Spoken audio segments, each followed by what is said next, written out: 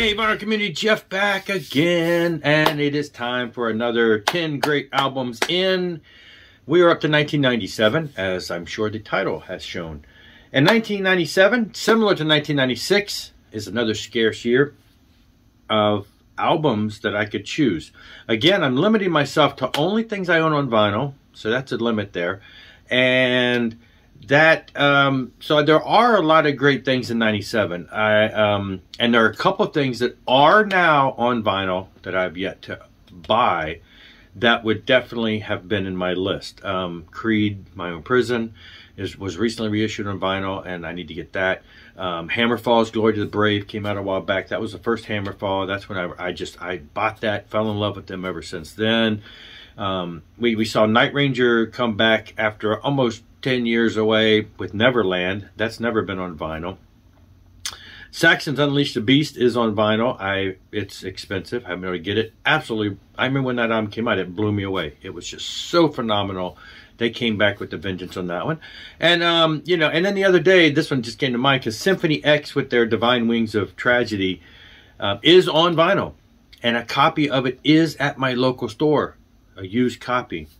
But they got a price tag on it of like $180, and it's not worth it to me. I mean, that is up there. So there are some great releases that I could not include. I actually literally have exactly 10 albums in my collection from 1997, just like last 1996. And I do notice a pattern. We're seeing at least a couple bands struggling to survive in the 90s. And that's became a little more evident here with at least two of the bands I can recall. But let's get right into this. Number 1 or number 10 in the countdown, loosely thrown together. I really put these together quick. If I really gave it much more thought, I might shift some around, but I thought, boom, boom, boom, boom, laid them all out. Let's get into this. So up is SaviourMachine Legend Part 1.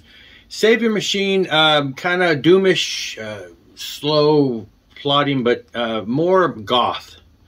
Dark, gothic. The singer, you know, wears makeup. Eric wears makeup, and they got robes, and, you know, very theatrical. That's a cool word, theatrical. And their first album, I believe they had 2 albums out prior to this starting the whole Legend series. And, you know, the first couple albums, they were, like I said, they just very big theatrical type stuff. Gothic, dark, things along that line. So, but with a Christian bent, because they are classified in the you know, in the Christian realm. And what Legend Part 1, 2, 3.3, and 3.2, 3.3 is like multiple versions of 3, is basically a rock opera, rock concept album based on a certain, what I would call somewhat fictional view of biblical end times. So the typical stuff you would hear of the, you know, the last days, raptures, Armageddon, war, all this stuff. So a dispensational type view, and they go through that song by song, telling the whole story, and it's done really well musically. It's great. It's, you know, really great performance all the way through. And like I said, there's 1, 2, and 3, and then there's like a 3.2 and a 3.3. So it's like about 5 or so in here. But as far as I know, I have Part 1 and Part 2. Not sure if 3 ever came out on vinyl. These were limited reissues a while back. So that's in here because it is one of the 10 that I do own. And then the Dark Command. So Exciter comes back after, I think this is when they came back after a small hiatus, and they have a new lineup, new singer. I am definitely more classic Dan Beehler fan, but, you know, the band is seeking to survive, and so they've got a new singer, and they come back out. I'm pretty sure this was when they came back out. I may be wrong, but yeah. And, you know, it's a little more, the old stuff was pretty much kind of thrash. Dan Beehler's vocals were a bit on the, you know, were decipherable. You know, you could understand them. They were just kind of barking out.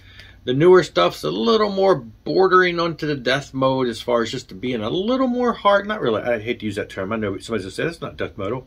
It's thrash metal with a little more extreme screechy vocals at times.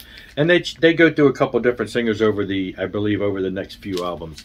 Still dig the stuff though, great musically, and so still an Exciter fan. And actually, Exciter is back with Dan Bigelow, the original singer, and they are coming to about 4 hours from me, up near Washington D.C.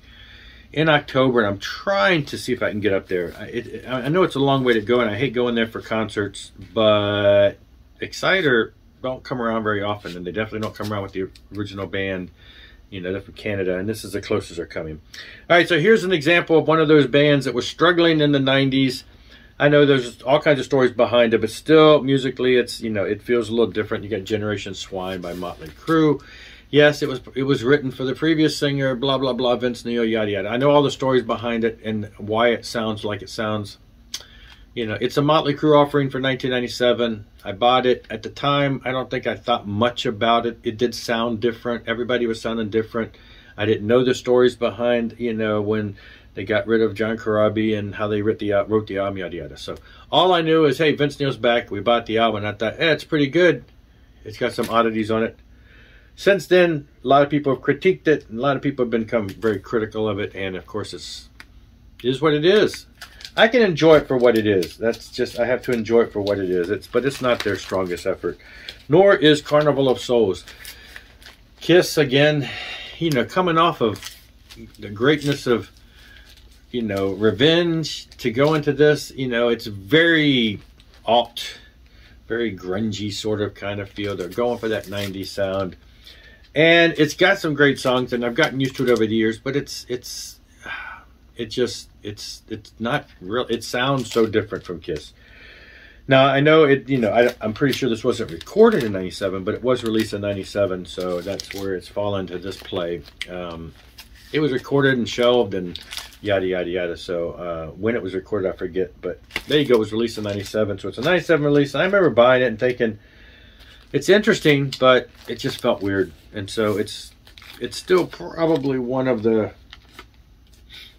It's not one of the ones by Kiss that I grab for very often. All right. Bruce Dickenson, Accident of Birth.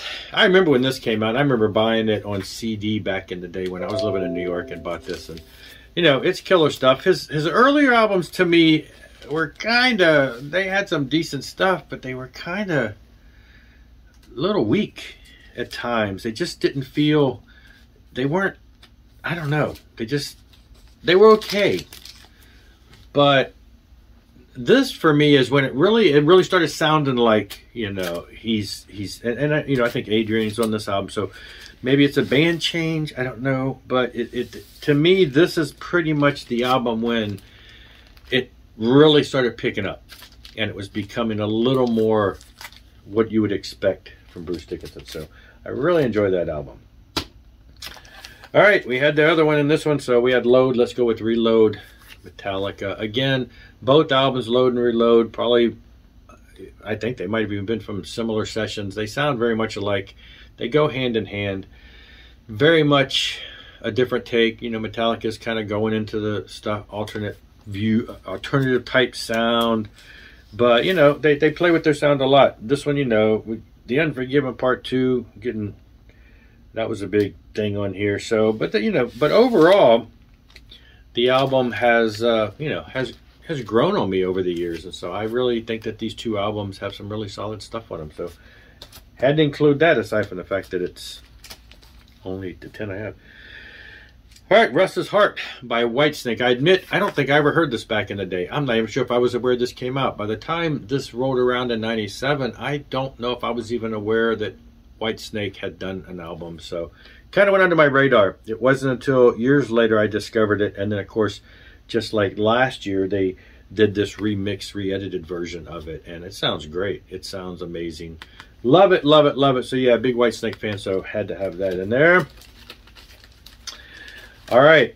Yeah, I remember when this came out. I love CollectiveSoul. This one breakdown was, to me, the next step of, this is probably where I just felt like the whole album from beginning to end, I don't know, I feel like all their stuff is great, but for some reason this one just really connected. Had a lot of great stuff on it. So this is really one of the high watermarks. I love all their stuff. Every album has a slightly different feel and a slightly different attitude to it. But for me, this is when it all seemed to really come together. It was really in this time frame of the albums on either side of this. But to me, when I think of this, it's with very fond memories of greatness on this album. So, and my band keeps talking about playing some, and our singer keeps playing. I keep pushing for some of the other songs, but he keeps pushing for either Precious Declaration or Discipline Breakdown. Maybe, actually, I don't know. He pushes some songs for this album, so I don't know if it'll ever happen, but it's in the running. All right, getting down to number 9 here. The Wake of Magellan, Savatage. Always a big Savatage fan. And this is the last album with Zach Stevens. So, and it's it's a concept-y album, as a lot of their stuff had been in this time frame, sort of, kind of, based on the real life events. So yeah. Anyway, I love the Zach Stevens years. I think he's got a great vocal style. I think that they did some experimentation in Savatage during that time with a lot of the layered vocals. And of course that flowed over heavily into the Trans-Siberian Orchestra stuff that they later did, the band and other people later did. But I think it all kind of started with these Zach albums where they're doing all that, Handful of Rain, Wake of Magellan, all that. So very high quality, polished, melodic metal of the time. Great stuff. And number 1 is probably what most people consider one of the weakest DreamTheater albums, falling into infinity. Now, the reason being is because the label, the stories behind it are the label was really pressuring them. You have to have a single, you have to have a hit. So the band were forced into this format of these songs being shorter, being more hooky. And so it's one of the albums in the whole catalog that feels a little less like what you'd expect from DreamTheater. But ultimately, it ends up being an amazing album. There's a lot of high watermarks on here, a lot of high points on here, a lot of great stuff. I love this album, but yeah, if you look at the whole catalog, and then after this, when this album flopped in the sense of it didn't do what the label was expecting to do, the band basically, and my understanding is they kind of renegotiated. They talked and they said, look, you got to stop. You got to give us free reign to do what we want. And they said, fine. And every album after this was amazing. It just skyrocketed in greatness.